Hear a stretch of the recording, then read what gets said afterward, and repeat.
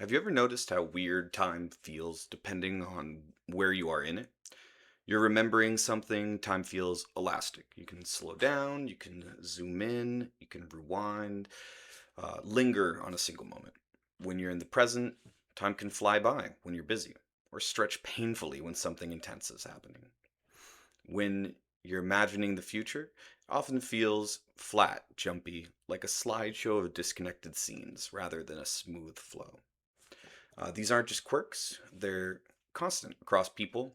Why do the same brains produce such different experiences over time? Today I'm going to show you it's not just because we have it's not because we have three separate systems. It's because it's one system operating under different constraints in each case. So the puzzle, right? For the last 15 years, neuroscientists have discovered something surprising. Remembering the past and imagining the future largely use the same brain network, episodic simulation network, the medial temporal lobe, the prefrontal cortex, etc. Recent work even suggests that experiencing the present draws on the same machinery. So if it's under the same underlying system, why does time feel different dramatically across each of those three? Why does the past feel under your control? Why does the present feel like it's driving you? Why does the future feel low resolution and choppy? This is the puzzle, right? And of course, we're talking about simulating the future. Obviously, you can't experience the future.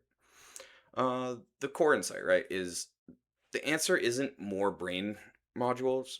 It comes down to a deep constraint that every living information processing system faces bounded processing resources while trying to stay alive. Because of this constraint, the brain has to build simulations of time in three different ways. And the way each simulation is built, specifically what drives the construction process, completely changes the felt experience of the time.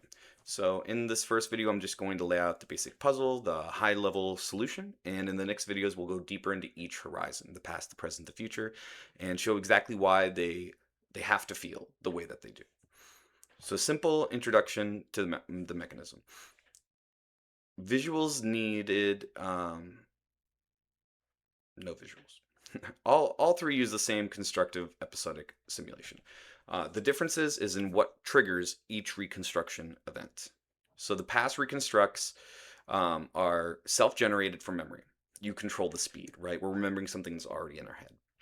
The present are reconstructions that are driven by incoming sensory data, um, and we're using prediction error. The world is in control, right? We're constantly updating as new signals come in, and we're just trying to keep track of everything and kind of stay balanced in what's actually going on in the moment, because it's not one moment, it's a moment and then a moment and then a moment, right? Which creates a different mechanic. And then the future, right? Which are all reconstructions that are just in our head. We're not receiving sensory data that's telling us that. We're not remembering something that's telling us how to construct, this future simulation.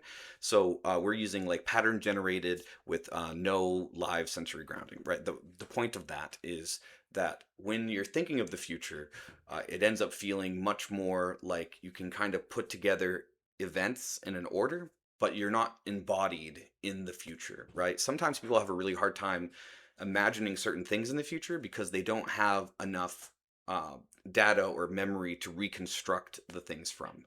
So I think most people have felt this. I felt this before, where I'm going to do something today, but when I try to think about what I'm going to do because it's something new, maybe I'm traveling somewhere and I'm going to experience something I haven't done before, I kind of can't imagine myself doing it in a way. Like I can imagine the ideas of the thing, but it almost feels like it's not going to happen because I can't fully make the simulation convincible to myself of myself going through the action.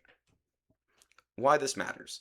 This isn't just interesting phenomenology. It helps explain rumination, why time flies when you're in flow, why future anxiety feels different from past regret. It has real implications for trauma, depression, and planning, as well as boredom, being alone with your thoughts, and why that feels like it takes up such a long time because you're dealing with something that you never deal with. You never deal with your thoughts and being alone with yourself. And if you do, you find that it's much easier to do that, and time passes much faster while you do it. In the next video, we'll look at the deep constraint that forces this three horizon architecture in the first place.